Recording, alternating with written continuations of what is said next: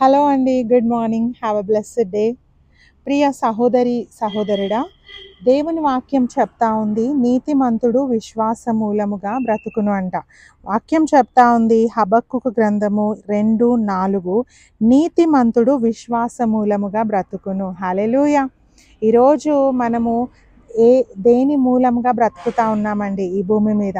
చాలామంది ఎలా బ్రతుకుతూ ఉంటారంటే, డబ్బు ఉంటే చాలు, డబ్బు లేకపోతే మనం బ్రతకలేమనుకుంటారు.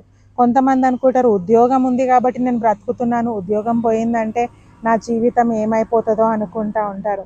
చాలామంది ఈ లోకంలో బ్రతుకుతున్న విధానం ఏంటంటే, అస్థిరమైన వాటి మీద మనసు పెడతా ఉంటారు. ఈ లోకంలో శాశ్వతం కాని వాటి మీద నమ్మకం పెట్టుకొని జీవిస్తూ ఉంటారు. కానీ నీతిమంతులు ఎలా జీవిస్తారంటే, విశ్వాస మూలంగా జీవిస్తారంట అండి. వాక్యం చెప్తా ఉంది, విశ్వాసము అంటే లేని వాటిని ఉన్న వాటిగా చూడడము.